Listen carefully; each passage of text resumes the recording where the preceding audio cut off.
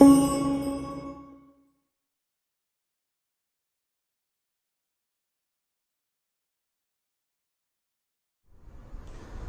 Students, अब आपको ये देखना है कि जो हम लोग पिछले वीडियो में जो बी कीपिंग पढ़ रहे थे उसी का कुछ यूनिक पॉइंट आपको पढ़ना है। बी कीपिंग का बिल्कुल यूनिक पॉइंट।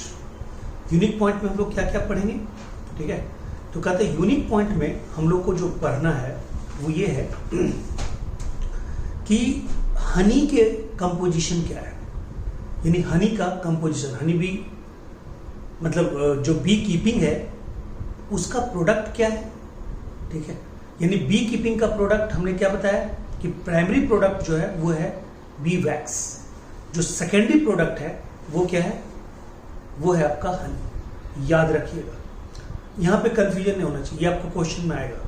यानी कि प्राइमरी प्रोडक्ट जो है, ठीक है, वो आपका बी वैक्स है, ना कि हनी है। ये बिल्कुल दिमाग में क्लियर कर लीजिए, ठीक है? दूसरी बात कहता है कि ये जो कॉलोनी जो होता है ना, तो कॉलोनी जो होता है उसमें क्वीन यानी कि फर्टिलाइज्ड एग से क्वीन भी डेवलप होता है और फर्टिलाइज्ड एग से वर्कर भी डेवलप होता है। बट क्वीन फर्टाइल होता है, वर्कर स्टेराइल होती है। वर्कर में ओवरीज या अदर जेनेटल ऑर्गन का डेवलपमेंट क्यों नहीं हो पाता? कहता है इसलिए नहीं हो पाता कि जो क्वीन हनी बी होती है वो एक एंटी क्वीन केमिकल सब्सटेंस को सेक्रेट करती है। एंटी क्वीन फेरोमोन्स को सेक्रेट करती है जो वर्कर के यानी उसको छोड़ के, क्वीन को छोड़ के बाकी जितने भी फीमेल होते हैं उनको स्टेराइल बना देती है। वही बॉसगिरी वाली बात हुई कि हम एक क्वीन है तो बाकी किसी को यहाँ पे क्वीन नहीं होने देंगे, वही बात है। फिर कहता है कि ये ड्रोन्स क्या है, तो कहता है ये ड्रोन्स जो है ये तो फर्टाइल मेल है और ये बट ये बनते किससे हैं? अनफर्टिलाइज्ड ओवरी से, अनफर्टिलाइज्ड ओवम से बनते हैं। किसके द्वारा? पार्थेनोजेनेसिस के द्वारा, ठीक है? पार्थेनोजेनेसिस के द्वारा बनते हैं। तो यहां पे मैं पार्थेनोजेनेसिस का 3 टाइप्स भी बताऊंगा, वो थोड़ी देर बाद बताऊंगा। बोर्ड पे थोड़ा सा चीजों को हम पढ़ लें, उसको क्लीन कर लें उसके बाद, ठीक है? फिर कहता है कि ये जो ड्रोन्स होते हैं और जो, ठीक है, मतलब वर्जिन क्वीन होते हैं। वर्जिन क्वीन मतलब, ठीक है, जो कॉपुलेशन अभी तक नहीं किए उनको बोलते हैं वर्जिन। वर्जिन का मतलब ये होता है, ठीक है, मतलब जो इंटरसेक्स नहीं किए हैं उसमें, किसमें? यानी कि क्वीन में, तो उनको बोलते हैं वर्जिन। वर्जिन मेल भी हो सकता है, फीमेल। तो ये लोग नुक्चियल फ्लाइट पे जाते हैं ऊपर, और उस फ्लाइट में यानी कि मतलब उड़ते हुए ये लोग कॉपुलेशन करते हैं। ये लोग मतलब हनी भी कॉपुलेशन करते हैं, और कॉपुलेशन के बाद जो इनका मेल पार्टनर होता है ड्रोन्स, उसको घर यानी हाइव्स में बैक आने की इजाजत नहीं है। सोचिए कितना डिसिप्लिनरी, मतलब डिसिप्लिन मेंटेन होता है हनी बी के हाइव में। इतना डिसिप्लिन तो दुनिया में कहीं भी मेंटेन नहीं होता कि भाई आपको फॉलो करना है एक डांस पैटर्न को। आपको मतलब वर्कर अगर है तो उसको मतलब कॉम्ब की सफाई करनी है, हाइव्स की सफाई करनी है, हाइव्स का देखरेख करना है, यंग वंस को पालन पोषण करना है, ठीक है, मतलब सब जगह से क्या करना है, ठीक है, इकट्ठा करना है नेक्टर को, हनी बनाना भी है, ठीक है, और कहता है क्वीन को खाना भी देना है, सबका देखरेख करना है। किसका काम है? वर्कर का। ड्रोन्स का काम दिया हुआ है कि नहीं, आपको सिर्फ फर्टिलाइजेशन करनी है और बाकी कुछ नहीं सोचना है, आपको दिमाग में कुछ रखना ही नहीं, ठीक है? बस आप फर्टिलाइजेशन कीजिए, मस्त रहिए, आपको कोई काम नहीं है। यानी कि आप स्पर्म को प्रोड्यूस कीजिए, ठीक है, वो स्पर्म फीमेल क्वीन के स्पर्मेथिका में जमा रहेगा, और स्पर्मेथिका में इतनी स्पर्म जमा रहेगा कि उनके द्वारा 2000 से 3000 जो भी मतलब एग पर डे, ठीक है, रिलीज किए जाते हैं, सबको फर्टिलाइज करने की कैपेसिटी होती है। बट जो अनफर्टिलाइज रह जाता है उससे फिर क्या बनता है? ठीक है, ड्रोन्स बनता है, और जो फर्टिलाइज्ड हो जाता है उससे क्या बनते हैं? वर्कर्स बनते हैं। यही सब है मेन पॉइंट। आइए देखते हैं सब unique points from bee keeping. कहता है फ्रॉम मैंडिबुलर ग्लैंड। कौन सा gland? Mandibular gland, from mandibular gland, ठीक है, from mandibular gland. Developing queen secretes, developing queen secretes from mandibular gland, developing queen secretes anti queen substance और anti queen pheromones, anti queen substance और anti queen pheromones, clear? Anti queen substance और anti queen pheromones which inhibit the worker bee from building brood chamber, जो worker bee को रोकता है क्या बनाने से, ठीक है, बिल्डिंग ब्रूड चेम्बर, ठीक है, एंड डेवलपिंग ओवरीज, उसको ब्रूड चेम्बर और ओवरी बनाने से रोकता है। कौन? एंटी क्वीन सब्सटेंस और एंटी क्वीन फेरोमोन्स, क्लियर है? ठीक है, आइए कहते हैं drones are male honey bee, ये तो पहले भी चार्ट में बताया, drones are male honey bee, haploid, developed parthenogenetically, ठीक है, यानी उसको क्या बोलते हैं, अरिनोटॉक। चलिए अभी यहां पे बता ही दे, पार्थेनोजेनेसिस 3 तरह के होते हैं। अगर पार्थेनोजेनेसिस के द्वारा सिर्फ मेल पार्टनर डेवलप होता हो, मेल इंडिविजुअल डेवलप होता हो तो उसको बोलते हैं एर्हिनोटॉकी। अगर सिर्फ फीमेल डेवलप होता हो तो उसको बोलते हैं थैलीटॉकी। और अगर मेल और फीमेल दोनों डेवलप होता हो किसी स्पीसीज में उसको बोलते हैं एम्फीटॉकी। क्लियर हो गया? हम क्या क्या बोल रहे हैं? ठीक है, हम बोल रहे हैं, ठीक है, एर्हिनोटॉकी, एर्हिनोटॉकी, ठीक है, दूसरा क्या बोल रहे हैं, थैलीटॉकी, और तीसरा क्या बोल रहे हैं, एम्फीटॉकी, एम्फीटॉकी, एम्फीटॉकी, ठीक है, एर्हिनोटॉकी, थैलीटॉकी, एम्फीटॉकी, ठीक है जी। एम्फीटॉकी में both male and female, both male and female partner, इसमें ओनली फीमेल, और इसमें क्या, only mail, only mail, only mail, only female, both male and female. बोलो, क्लियर है पॉइंट? ठीक है, तो कहता है ड्रोन्स, इसमें हनी बी के स्पीशीज में सिर्फ क्या डेवलप हो रहा है, ड्रोन्स, न वर्कर पार्थेनोजेनेसिस के द्वारा डेवलप हो रहा है। पार्थेनोजेनेसिस का मतलब development of organism without fertilization, clear cut, ठीक है, यानी अनफर्टिलाइज्ड एग से कोई भी इंडिविजुअल अगर डेवलप होता है तो उसको कहेंगे पार्थेनोजेनेसिस। अगर सिर्फ मेल कहीं पे डेवलप होती है एरिनोटॉकी, सिर्फ फीमेल होती है थैलीटॉकी, और दोनों होती है तो, ठीक है, क्या बोलेंगे, एम्फीटॉकी। क्लियर है पॉइंट? चलिए अब देखिए, ध्यान दीजिए, अगर मान लो कि पार्थेनो ये बिना फर्टिलाइजेशन का अगर फ्रूट डेवलप हो तो पार्थेनोकार्पी है, तो आपको बताया पहले, ठीक है, वो बिना मतलब सीड का जो भी है वो सब पार्थेनोकार्पी के द्वारा डेवलप होता है, ठीक है, जैसे बनाना है, ग्रेप्स है, ये सब।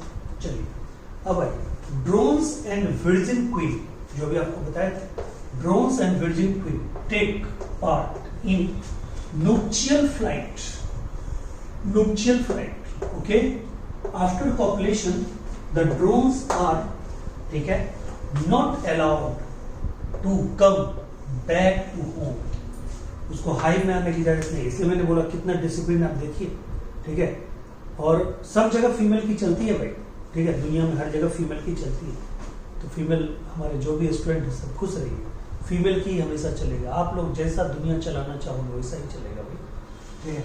चलिए अब देखिए, queen stores the sperm in spermatheca, queen stores the sperm in spermatheca, कहता है sufficient to fertilize all the eggs laid by her, सब आपको बताया हुआ अभी जस्ट, ठीक है।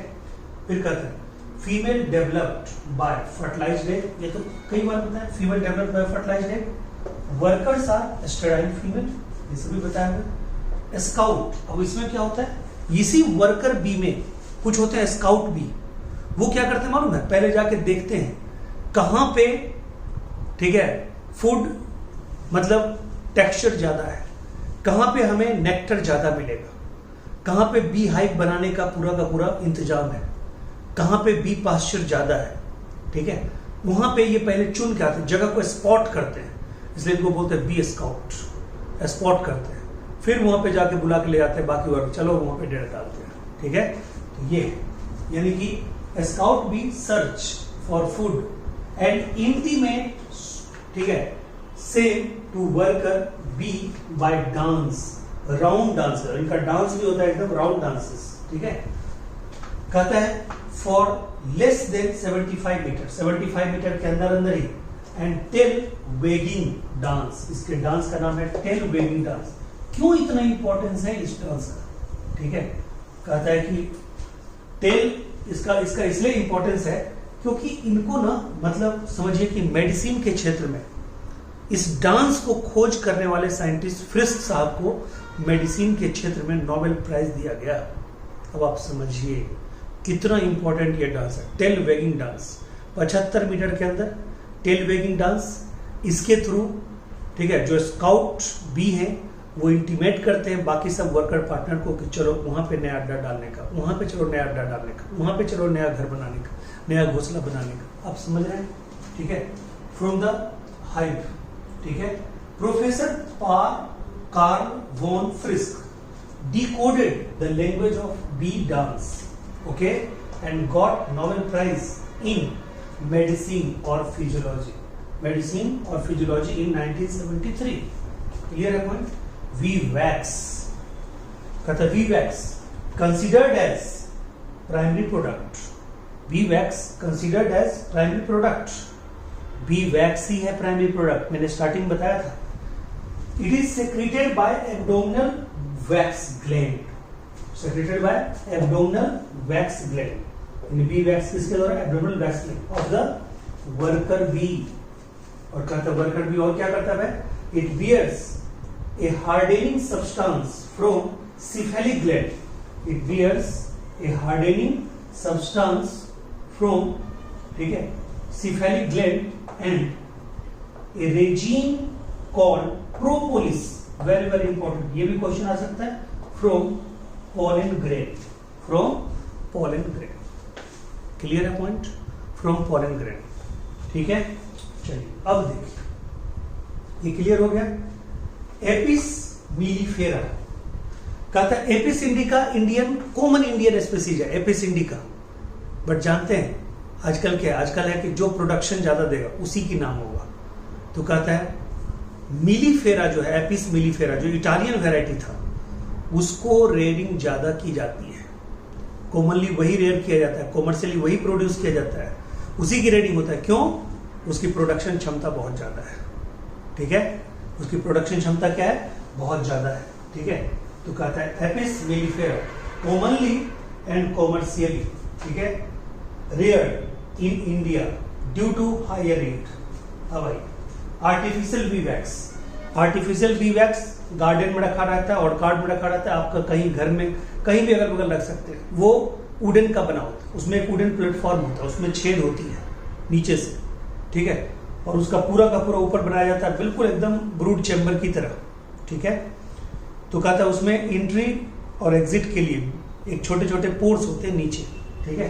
तो देखिए यहाँ पे artificial bee hives, wooden box, large brood chamber, और उस लार्ज ब्रूड चैम्बर में ये काम कैसे स्टार्ट किया जाता है बी कीपिंग का, उसमें एक फर्टिलाइज्ड एग को डाल दिया जाता है जिसको हम लोग ग्रेविड बोलते हैं। ग्रेविड यानी फर्टिलाइज्ड एग को उसमें डाला जाता है, यानी कि fertilized egg gravid is introduced in the chamber. उसके बाद तो अपना सारा प्रोसेस शुरू हो जाता है, ठीक है।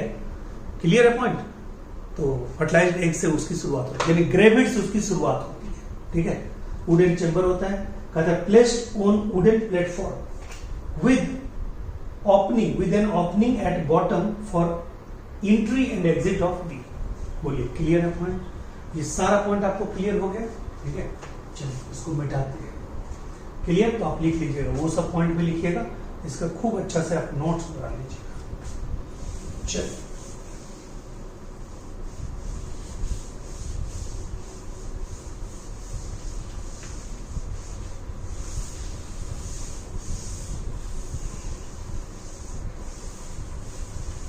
अब देखिए, अब जो आपको पढ़ना है ना वो ये पढ़ना कि हनी का इतना जो हम लोग सुनते हैं हनी, ठीक है, ये हनी क्यों इंपॉर्टेंट है, हनी में होता क्या है, ठीक है, ये हनी क्यों इंपॉर्टेंट है, इतना क्या चीज है हनी में, इसकी न्यूट्रिटिव वैल्यू क्या है, इसमें क्या क्या पाए जाते हैं, ठीक है। तो आइए देखते हैं क्या है। कहते सबसे पहले तो ये जाने कि हनी ऑलमोस्ट नियरली न्यूट्रल है, हालांकि हल्का एसिडिक होता है बट नियरली उसको न्यूट्रल ही मानिएगा। 6.8 होता है तो 6.8 को हम लोग नियरली, ठीक है, न्यूट्रल ही मानते हैं। तो हनी नियरली न्यूट्रल अगर चॉइस में दे दे, ठीक है, तो क्या बोलिएगा, slightly acidic, slightly acidic, 6.8 pH याद रखना है, ठीक है। तो हनी, ठीक है, एक सुगरी सिरप है, हनी क्या है, सुगरी सिरप है, ठीक है, ये मीठा सिरप की तरह है, मीठा सिरप की तरह है। pH क्या होता है, 6.8, यानी स्लाइटली, स्लाइटली क्या बोलिएगा, acidic, acidic but nearly, but nearly क्या बोलिएगा, न्यूट्रल, नियरली बोलिए, क्लियर। कहता है इसमें वाटर की मात्रा तो 20 मतलब 17 to 25% होती है, ठीक है। बाकी चीज आप देखिए, 17 to 25% वाटर, ठीक है, 3.3% मिनरल, 3.3% मिनरल, ये तो वाटर हो गया, ठीक है, 3.3% मिनरल, ये क्या है, मिनरल, ठीक है। और सबसे बढ़िया बात, ठीक है, कि इसमें विटामिन B1 होता है, B6 होता है, विटामिन C होता है और विटामिन D होता है। ये आइए, ये आ गया ना इम्यूनिटी देने वाला, जो पहले हम लोग डिस्कस कर रहे थे, ठीक है। ये बोन को स्ट्रेंथ देने वाला, बोन को स्ट्रेंथ देने वाला, ठीक है, बोन को फॉर्मेशन करने वाला।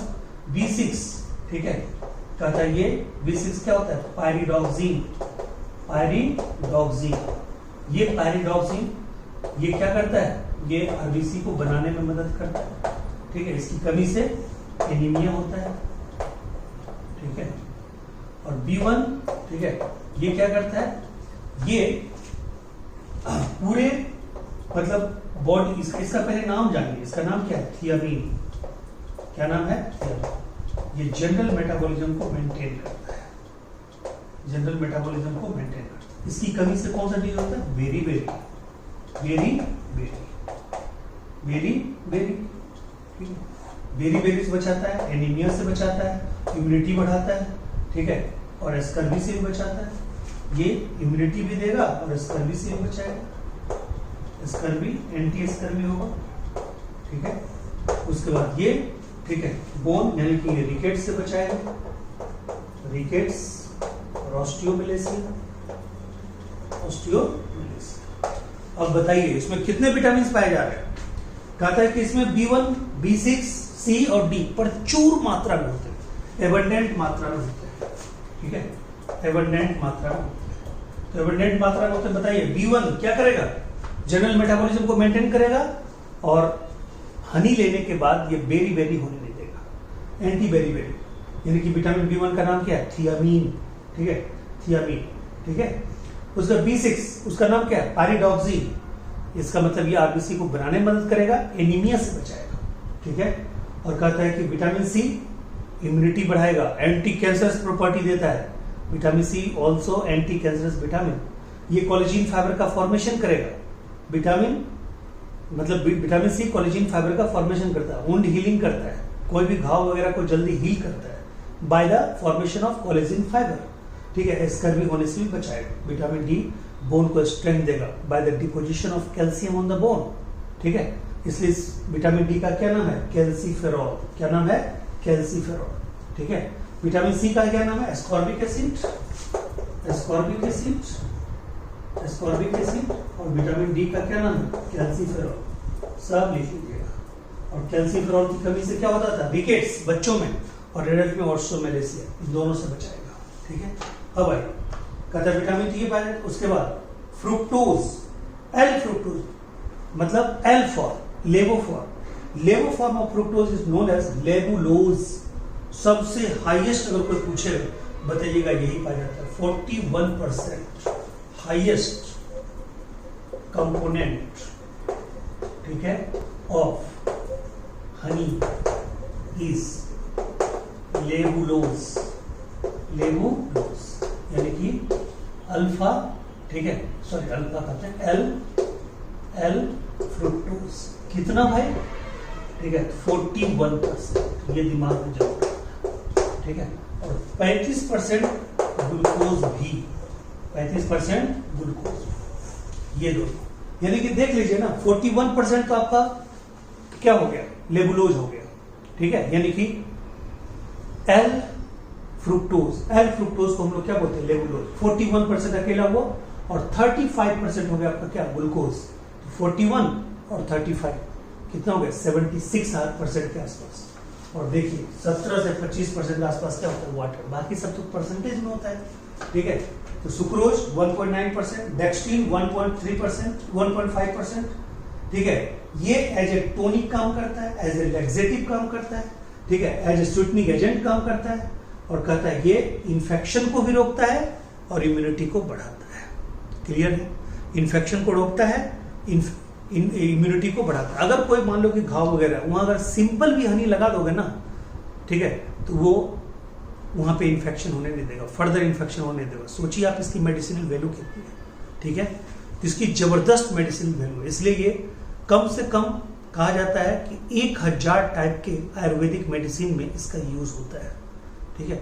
और ऐसे भी हनी को डेली आप यूज कर सकते हैं, दूध में मिला के। ऐसे अगर आप खाते हैं तो बहुत अच्छी बात है, ठीक है। तो ये पूरा का पूरा जो था, ये इंफॉर्मेशन था हनी के बारे में, हनी बी के बारे में। एक्स्ट्रा इंफॉर्मेशन था जो हमने वीडियो के सेकेंड पार्ट में आपको दिया, ओके। तो अब आगे जो आपका टॉपिक होगा, जो कल आपका टॉपिक होगा, वो होगा आपका क्या? फिशरीज। हम लोग क्या पढ़ेंगे? फिशरीज। और फिशरीज के बाद कुछ टर्मिनोलॉजी वगैरह है, उसके बाद ये चैप्टर खत्म होगा बहुत जल्दी, 2 दिन के अंदर में। यानी कि आज हो गया आपका फ्राइडे, सैटरडे, संडे तक में इसके सारे वीडियो बन जाएंगे। मंडे से हम लोग शुरू करेंगे microbes in human welfare. Okay, thank you so much, take care, मिलते हैं अगले वीडियो में, तब तक वेट कीजिए।